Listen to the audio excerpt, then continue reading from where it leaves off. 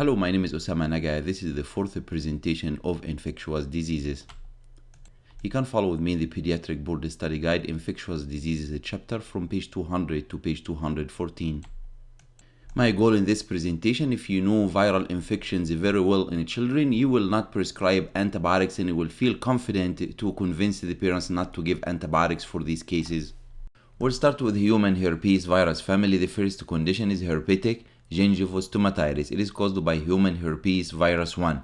The keywords here, ulcers and gingivitis. The ulcers are located in the lips, gingiva, tongue, anterior palate, so are located more anteriorly.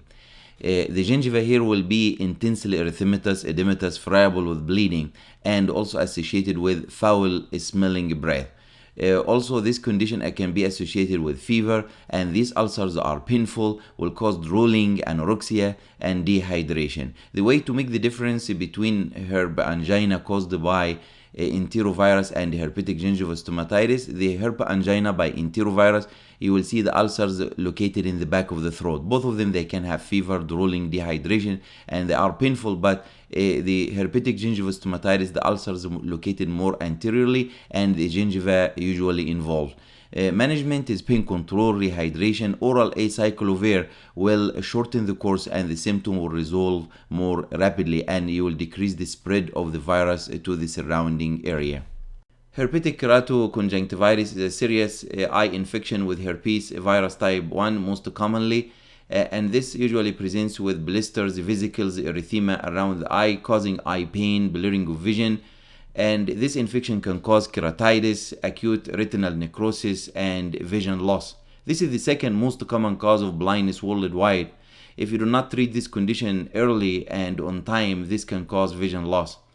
If this condition affects the neonate, you have to check for systemic or CNS involvement. This condition is serious, require prompt referral to ophthalmologist. The treatment is topical and oral together. Topical ophthalmic antiviral, for example, trifluridine, and oral antiviral medications, for example, acyclovir.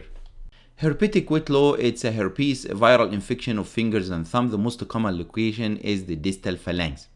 It is because of breakage of cuticle when the child insert the finger in the mouth when they have infection like herpetic gingivostomatitis.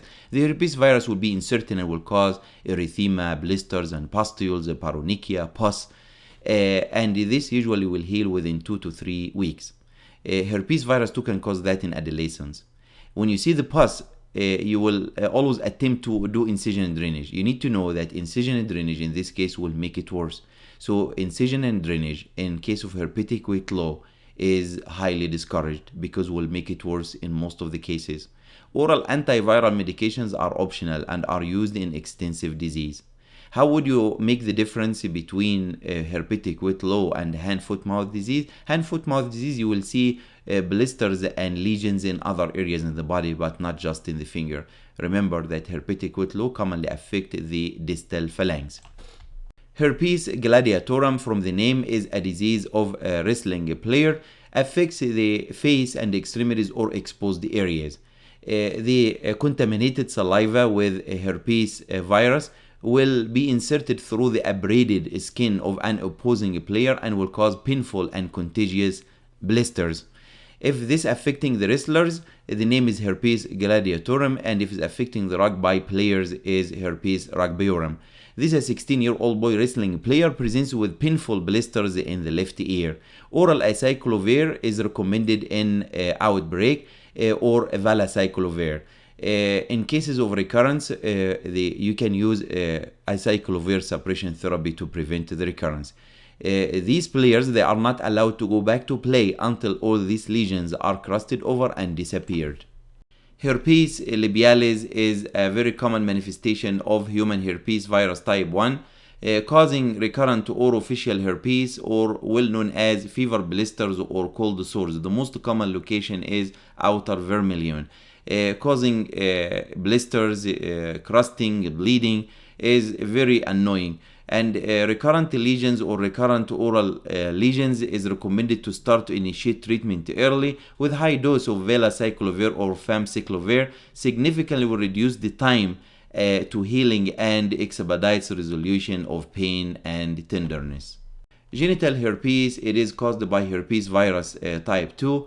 It is sexually transmitted. The presentation is in sexually active adolescents with recurrent painful blisters in the genital area. If any child presents with genital herpes, this is a sexual abuse and must be reported.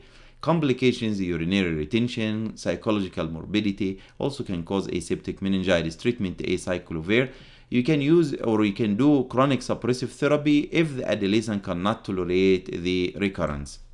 Herpes encephalitis and meningitis encephalitis, the child will have altered mental status, personality changes, seizures, and focal neurological finding. In cases of meningitis, you will see the classic presentation of meningitis in general: headache, photophobia, stiff neck. The diagnosis is by doing lumbar puncture, and you will see red blood cells in CSF in atraumatic tap, and a high level of protein, and also detection of the virus if you do the PCR. The treatment is parenteral acyclovir for 21 days. Neonatal herpes requires a high index of suspicion because timely diagnosis and initiation of therapy are crucial. Clinical presentation usually manifests in the first 4 weeks after birth with lesions in the skin, eye, and mouth. Also can present with seizure, lethargy, and hypotonia. How would you suspect this disease? Sepsis-like syndrome with negative bacteriologic studies. What you need to avoid, or your goal is to prevent this disastrous complication, which is disseminated neonatal herpes viral infection with multi-organ failure, shock, elevated liver enzymes is a key word, disseminated intravascular coagulation, and this eventually can cause death. So early treatment is very important. Management in institution, therapy pending culture results if significant suspicion exists. Keep this in mind. Eczema Herpeticum is a serious condition affecting the skin, usually caused by herpes virus type 1.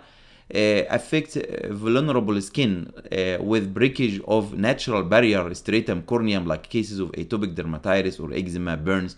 Using of topical tacrolimus or calcineurin inhibitor, all of this can predispose to invasion of the skin with herpes virus type 1, causing extensive cutaneous vesicular lesions. As you see, this can be secondary infected with bacteria as well, with the staph or strep, and requires antibiotic. If you see this condition, this child must be treated immediately with acyclovir with no delay. If the condition is severe, can be treated in the hospital with IV acyclovir. Very important when you give acyclovir to a child to ensure hydration to prevent crystal formation in the kidney and renal impairment. Epstein-Barr Virus infection or EBV is a human herpes virus type 4. The most common presentation is infectious mononucleosis.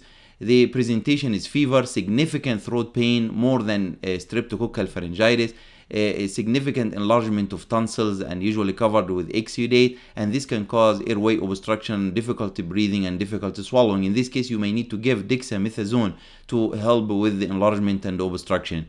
Also can be associated with significant enlargement of cervical lymph node. Splenomegaly also is a common association. In this case, or most important instruction to give the parents is to restrict or refrain children from physical activity for at least 3 weeks, or contact sports. So no contact sports for minimum 3 weeks or until the spleen go back to normal.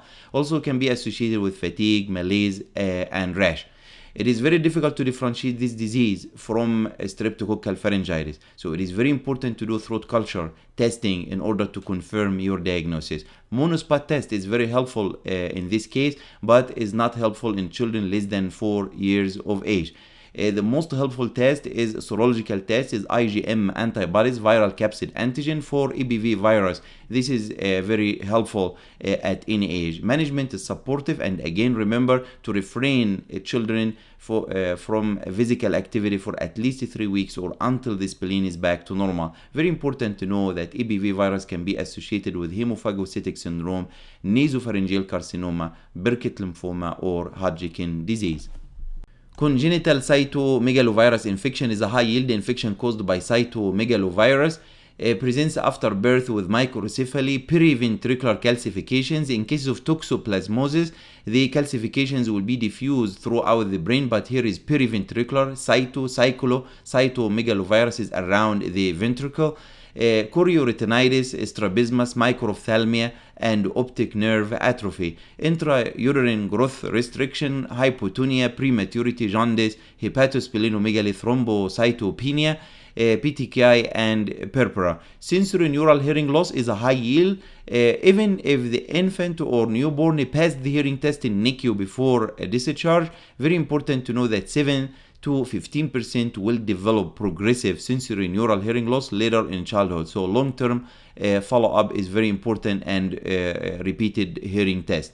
Diagnosis: to send the urine for virus culture or PCR. Treatment is ganciclovir.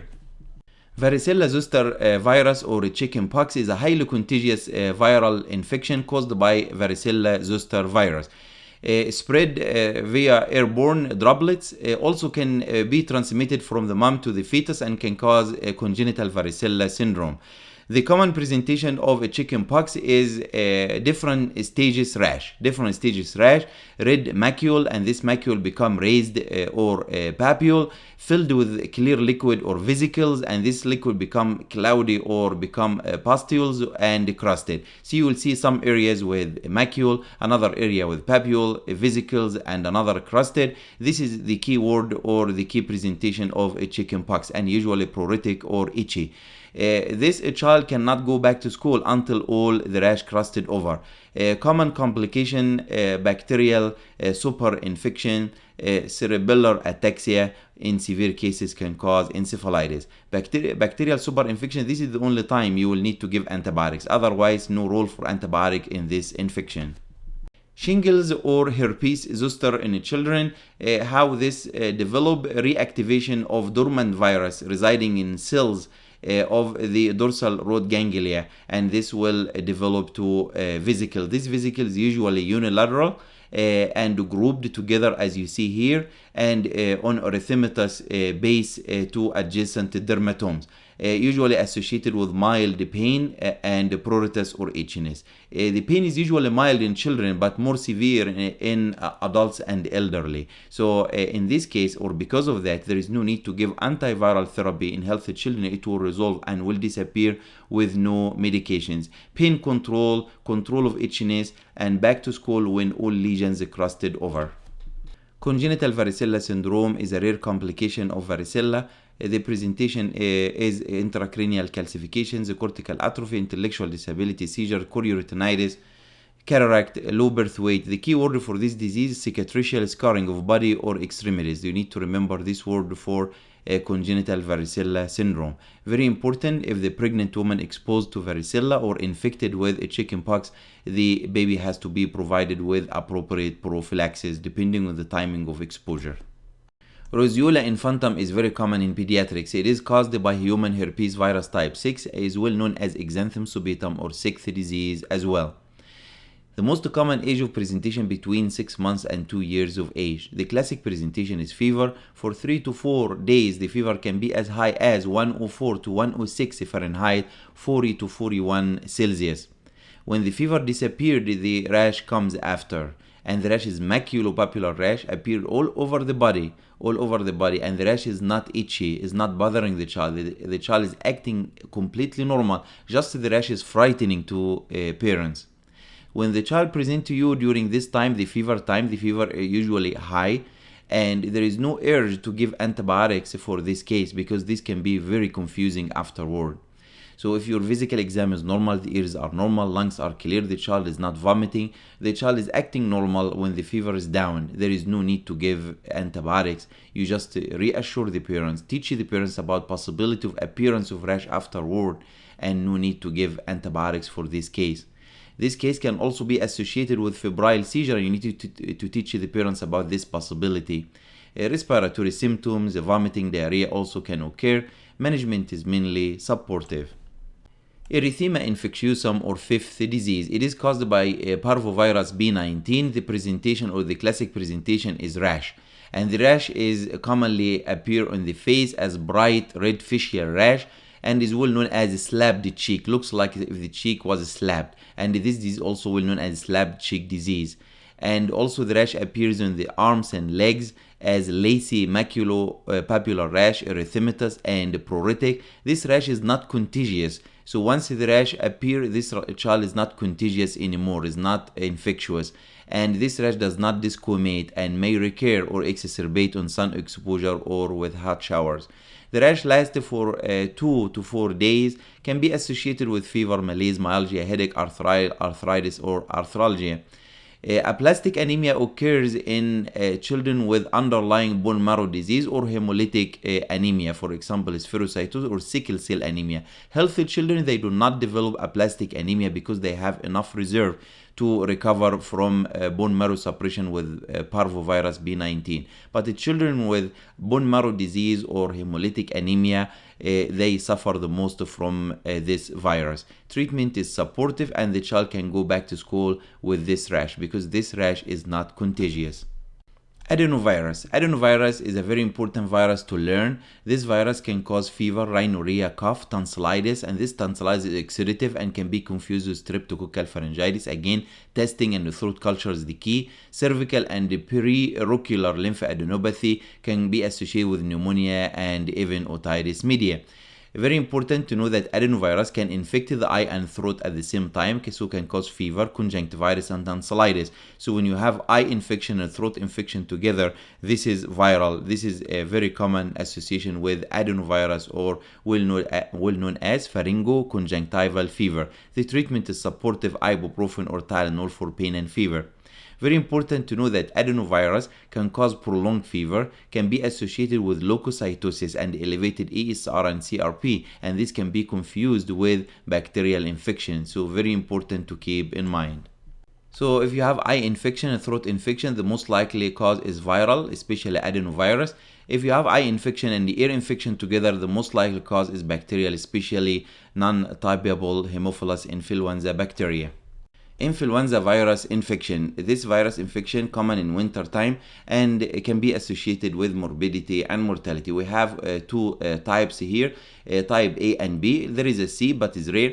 Type A and B, they are the most common. Type is more common than B. They are responsible for epidemic disease in humans. Influenza A virus is classified to two subtypes. They are the most common according to the type of H and N protein, or the number of H and N protein. We have H1N1 and H3 and N2. This is the most common subtypes of influenza A viruses. Very important to know the clinical presentation of influenza virus, because this is the way to diagnose influenza virus infection clinically. Fever, malaise, body aches out of proportion. So you will see the child extremely tired, headache, cough, sore throat, rhinitis. In younger children, they may develop croup. So if you have a younger child with croup in the winter season, in influenza season, you should they should be tested. And if you highly suspect influenza is the cause, you should treat. I had 2 cases tested positive with croup last year, and also can cause bronchiolitis similar to RSV or human metapneumovirus. Diagnosis of influenza virus infection based on the clinical presentation: fever, malaise, body aches, headache, cough, sore throat, rhinitis. If you have this presentation during the influenza season, this is influenza viral infection, so you have to treat. Rapid antigen detection test is very helpful if it's positive. It is not helpful at all if it's negative. So negative test does not rule out influenza viral infection. Indication of antiviral oseltamivir Tamiflu: high risk for complications, for example, underlying cardiac disease, underlying asthma. Regardless of the severity of their illness, you have to treat. Healthy children who have moderate to severe illness, you have to give the parents risk and benefits and side effects of Tamiflu when you give this medication. Enteroviruses are very common cause of infections in pediatrics. Coxsackie virus A and B are common subtypes. It is more common in the summer, so this is a disease of summer. It is transmitted as fecal-oral route, person to person, highly contagious. So if you have one family member infected with this illness, you have to warn the rest of the family they may develop enteroviral infection. The first complication here I will discuss: meningitis, encephalitis. So enterovirus can cause meningitis and encephalitis. So if you suspect meningitis or encephalitis, you need to do lumbar puncture. The CSF white blood cell count here will be in the viral range between 50 and 500. And in the beginning you may see the polymorphonuclear leukocytes more predominant, but if you repeat the lumbar puncture in more than 48 hours, you will see more lymphocytes. Of course, to confirm your diagnosis, you will have negative CSF culture, negative gram stain, and you send the CSF for enterovirus PCR. If it comes positive, this will confirm your diagnosis. A very common complication of enterovirus infection is herpangina. Herpangina is ulcers in the back of the throat, ulcers on the tonsils, very painful. This can cause drooling and dehydration. The other name you need to be familiar with, enteroviral vesicular pharyngitis. So you need to know or to be familiar that herpangina is caused by enterovirus. So enteroviral vesicular pharyngitis. You may have this choice in your exam, not herpangina. So you need to be familiar with that. So remember again, this can cause dehydration, drooling, high fever. So the management is pain medicine to control the pain and keep the child well hydrated and reassure the parents about the course of the illness. Hand, foot, mouth disease is herpangina plus rash. The rash doesn't have to be just in the hands and feet as you see here. It can be all over the body and even in the genital areas. So the other name is enteroviral vesicular stomatitis with exanthem. This is a better name than hand, foot, mouth disease. Enteroviral vesicular stomatitis with exanthem. So having the rash in the hands and feet is unique and will help you in the diagnosis. The treatment of this rash is reassurance. It will disappear by itself. Also, if the child is having ulcers in the throat and painful ulcer, you need to give pain medicine and control the pain and keep the child well hydrated. Acute hemorrhagic conjunctivitis is another complication, and you will see the conjunctiva extremely red like blood underneath, and this will go away by itself with no antibiotic. Myocarditis, pericarditis is a complication of Coxsackie virus B. Measles is fever and rash. The presentation is coryza or rhinitis, congestion, runny nose, cough, conjunctivitis, high fever, complex spots. The rash is maculopapular rash, appeared from up down and disappear in the same way from up down. Mode of transmission, respiratory droplets. The child is contagious 4 days before and 4 days after the rash. 4 days before and 4 days after the rash. Prevention: if an infant 6 to 12 months planning to travel to high risk areas with parents, this infant has to be pre-vaccinated with MMR, and this dose doesn't count. So when the child comes back, you have to provide full immunization, 2 doses, one at 1 year and one at 4 years. So this dose doesn't count. IM immunoglobulin for unimmunized the child if exposed to measles infection. Mumps is caused by RNA virus known as Roseola virus. It is transmitted through the respiratory secretions. It is airborne. The presentation of mumps is ear pain, unilateral or bilateral parotid swelling. This child presented with ear pain and bilateral parotid swelling. Also, they can have fever, headache, malaise, complications, encephalitis, orchitis, arthritis. Prevention is very important to know, is high yield MMR vaccine at 1 year and another dose at 4 years of age. No school, this is modified. It used to be 9 days. No school for 5 days from the onset of parotid swelling. It used to be 9, now is modified to 5 days by American Academy of Pediatrics based on current medical evidence. So it's 5 days from the onset of symptoms. This child should stay home from the onset of symptoms for 5 days.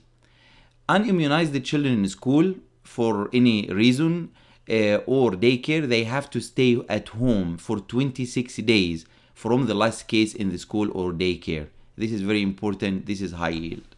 Rabies virus is a serious virus, can cause a serious condition in human, can cause dysphagia, seizures, encephalitis, in most cases progress to death. So it's very important to know how to prevent these complications. High risk animals, you should recognize, you should know and be familiar with high risk animals. They are at high risk to transfer this rabies virus to human, like foxes, raccoons, bats, skunks, coyotes. Very important, after any animal bite, you have to clean the wound with soap and water. Cleaning and flushing the wound with soap and water will decrease the chance of transferring the rabies virus to human by 90%. So this is very critical, very important to do. This is step number 1. Afterward, you need to evaluate the immunization status and to provide tetanus and antibiotic to prevent a secondary bacterial infection if is necessary.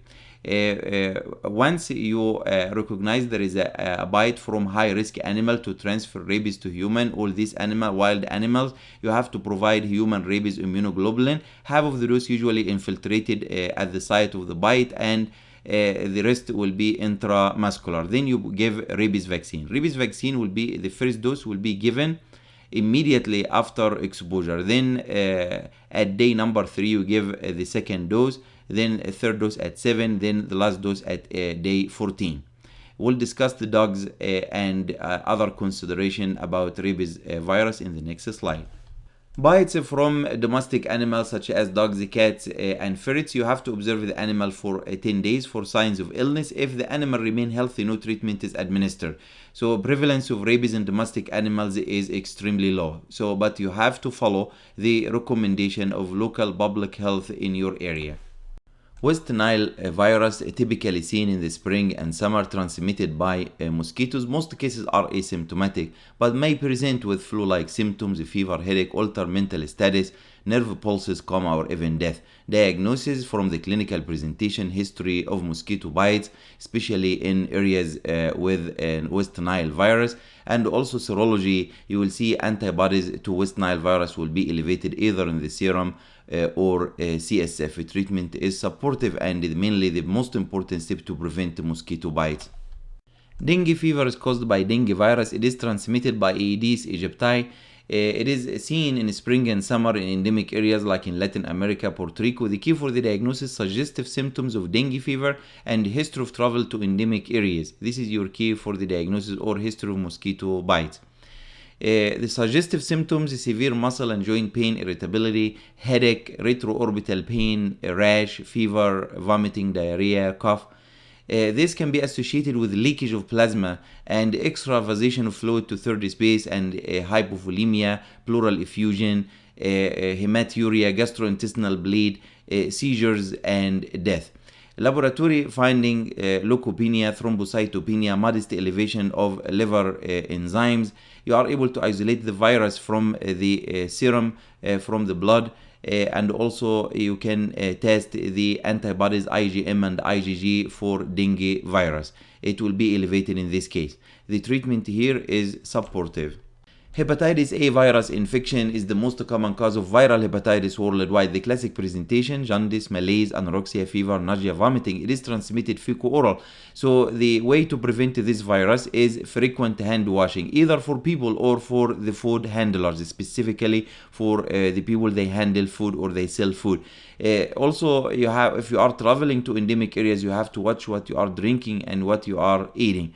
Routine prevention of hepatitis A virus infection. Routinely now we give this hepatitis A virus vaccine at 1 year and another dose at 18 months, and it has to be 6 months apart. If traveling is imminent to endemic areas or the patient is immune compromised, hepatitis A immunoglobulin will be given or administered simultaneously with hepatitis A vaccine. The treatment is supportive. Very important to advise the patients or any patient with hepatitis in general to avoid Tylenol or acetaminophen, because this can exacerbate damage to liver cells. Hepatitis B virus infection. I will point here out the high yield points of hepatitis B virus infection. It is transmitted by body fluids, so it is sexually transmitted. Also can be transmitted via blood transfusion. Is not transmitted by breastfeeding. Clinical presentation: jaundice and elevated liver enzymes. The high yield points here, and the very important point you need to know: the serology. The serology of hepatitis B virus. When you do testing, you need to understand the result of the test. If you have a positive hepatitis B surface antigen is positive, this means infection. If you have anti-hepatitis B core positive, this means also infection. Anti-hepatitis B surface positive by itself only, with no hepatitis B surface antigen positive, this means immunity. So if this is the only result you have, this means that the child is immune, is not infected. Hepatitis B antigen, this means infectivity. Anti-hepatitis B antibodies means improvement, and this is the goal of therapy. Another high yield point is management of newborns of hepatitis B virus positive mother.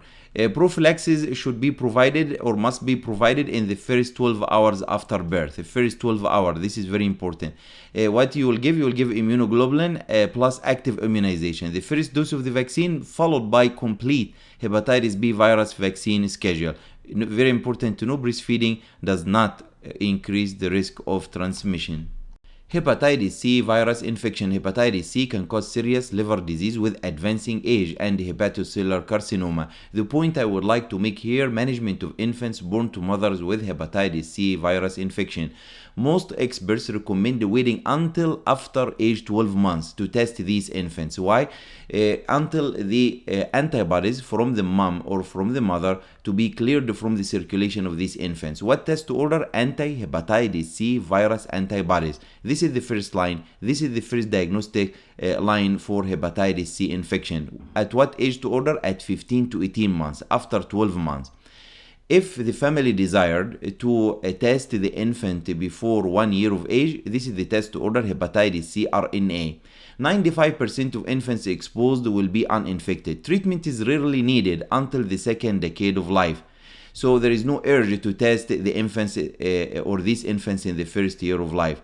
You have to refer positive cases either with positive antibodies or positive RNA to pediatric GI team, or at any time they develop abnormal liver function. This is the end of this presentation. Thank you for listening. This video is only for educational purpose and not intended to direct care of any specific patient. Please consult your physician or the physician of your child for the correct diagnosis and the proper treatment. None of my videos can be superior or an alternative for the opinion of an experienced and licensed healthcare professional. Thank you again.